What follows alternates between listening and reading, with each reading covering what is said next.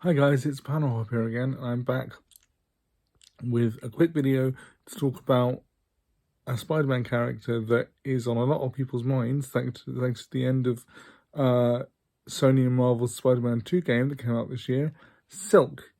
Now, if you don't know what I'm talking about, I mean, obviously, if you're watching this video, you probably know who Silk is. She's a Spider-Man character, which I'll get into in a minute.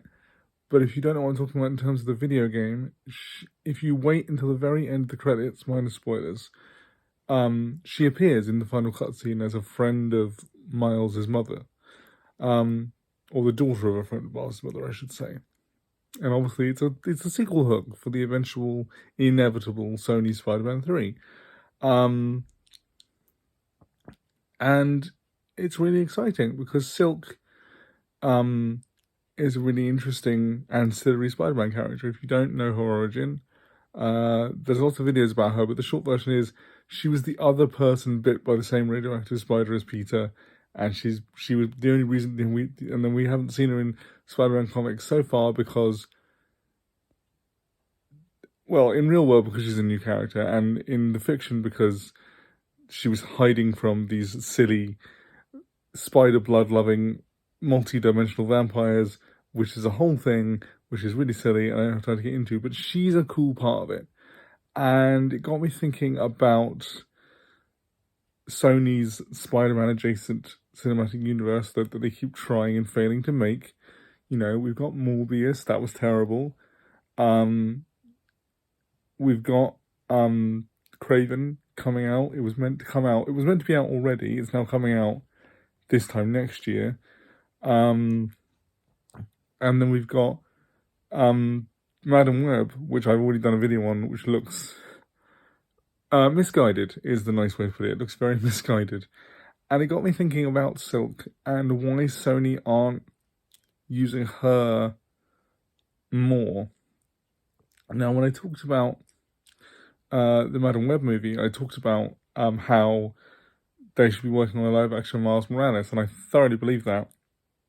But if you want multiple Spider-Man adjacent characters to either interact with your own proprietary version of Spider-Man or just to be characters on their own that are Spider-Man adjacent that you can use, Miles Morales is the big one, but Silk is the other one. And why aren't Sony using Silk more? Now, there was a rumor that, well, not a rumor, kind of a confirmation that they are working on a Silk TV show for Amazon Prime, which sounds like a rights nightmare because obviously Sony share the film rights to Spider-Man with Marvel, but not the character rights, who are owned by Marvel wholly. And then, so now they're making a joint project between Sony and Amazon, which is a whole different studio. Who's going to have the rights to this Silk TV show? Is it just Sony and Amazon? Is Marvel going to be in there as well? Is that a three-way rights tie? I don't know. It's not really important. The main message of the video is, why aren't they using Silk more as a character? You know, she's really important for representation. And she's also kind of cool, to be honest. I mean, I love her design. I'll put her on as the thumbnail. And I think that, you know, you don't have to have the stupid multiversal spider vampires. You can just have her by herself. And I think it would really work. And because, I mean, they think it would work too because they want to make a TV show out of her. And they think they truly believe that they can make these Spider-Man adjacent characters work.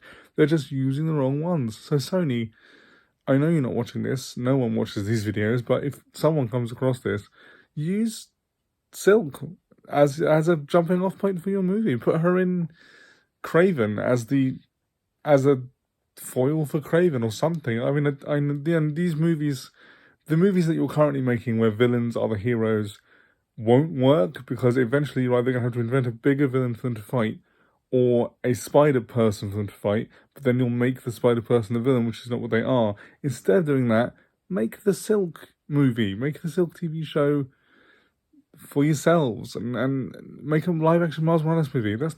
Make a live-action Miles Morales movie and a live-action Silk movie and have them cross over. That's my final pitch. Honestly, I don't know why it's not being done more. Anyway, thanks guys. Bye.